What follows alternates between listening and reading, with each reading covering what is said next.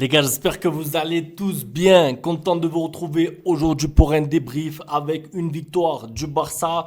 Bienvenue en Liga. C'est parti, c'était le premier match officiel du Barça de la saison. C'était bien les matchs amicaux, mais vous avez vu la différence en jeu, stress, tension, intensité. Bref, on s'est régalé. Alors, c'était pas évidemment un grand Barça. Quand je dis on s'est régalé, c'est plus pour l'ensemble du match, pour le scénario et pour la victoire. C'est vrai que c'était pas un grand Barça, mais j'aimerais parler de deux, trois choses aussi pour remettre dans le contexte. On va donc détailler tout ça. N'hésitez pas dans les commentaires qui a été pour vous l'homme du match côté Barça et le joueur le plus décevant. Moi, honnêtement, je mettrais Ferran Torres dans les joueurs les plus décevants, même si on peut en mettre un autre. Je lirai tout ça. Donc, alors niveau composition, Hansi Flick m'a surpris. Je sais pas vous, je m'attendais pas à une composition comme ça avec quatre attaquants ou en tout cas quatre joueurs à vocation offensive quand même. Rafinha, Lewandowski, Ferran Torres et Lamine Yamal. C'est quatre attaquants. Je pense que le but c'était d'être offensif tout en sachant que le Barça n'avait pas de milieu parce que tu joues avec Bernal et Casado, tu n'as pas de Gundogan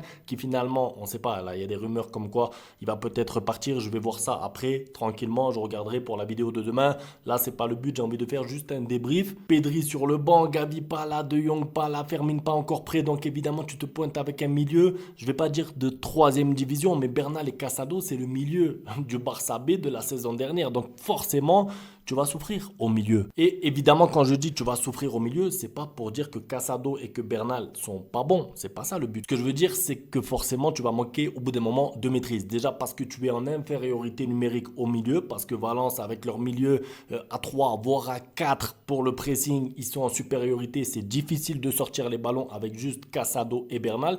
Et du coup, tu souffres. Tu fais 5-10 bonnes premières minutes, mais ensuite, c'est la souffrance jusqu'à la mi-temps. Et j'ai envie de dire, le Barça est limite miraculé, peut-être pas dans le match, peut-être pas dans l'ensemble du match, mais en tout cas à la mi-temps. C'est un miracle d'aller au vestiaire à 1-1, je vous le dis, parce que le Barça est mené 1-0, c'est totalement mérité. Et le Barça qui subit ensuite 2-3 situations, presque 2-0. Si le Barça prend le deuxième juste avant la mi-temps, clairement c'est mort. Moi, je pense que c'est mort. J'allais dire c'est presque mort. Non, je pense que si tu perds 2-0, tu es à Valence à l'extérieur, première journée de Liga, plein de joueurs absents, plein de joueurs pas là, plein de joueurs pas prêts.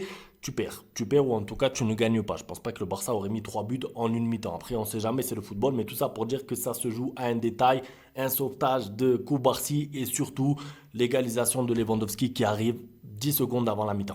10 secondes avant la mi-temps. Magnifique ballon de Baldé pour Lamine Yamal. Passe décisive de Lamine Yamal pour Lewandowski. Lewandowski critiqué, ok, jamais égalé. Doublé aujourd'hui. Il tremble pas sur le penalty en plus. Moi, je l'ai critiqué. Et encore une fois, aujourd'hui dans le jeu, Lewandowski, on le voit pas. Mais j'ai envie de dire, le Lewandowski sous Hansi Flick va avoir une seule tâche, une seule mission, c'est de finir Pichichi, de planter des buts, de marquer des buts importants comme aujourd'hui. Parce que finalement, 1-1, 2-1, il marque deux buts cruciaux. Surtout, comme je vous ai dit, il est au bon endroit, enfin, dans la surface. Et ça, je vous le disais pendant la pré-saison, c'est très important. Si le Barça joue avec Lewandowski, je veux bien, j'accepte, à condition qu'il reste dans sa zone. Sa zone, c'est la surface. Sa zone, c'est devant le gardien adverse. Il a été là, il n'a plus qu'à pousser le ballon un partout et ce but-là change le match. Parce que même si le Barça rentre au vestiaire à 0-1, ça aurait été très difficile de retourner le match ensuite. Donc là, tu t'en sors miraculeusement et tu n'as plus que 2-3 petites choses à ajuster en deuxième mi-temps. Chose qu'a réussi honnêtement à faire le Barça beaucoup mieux dans la deuxième mi-temps.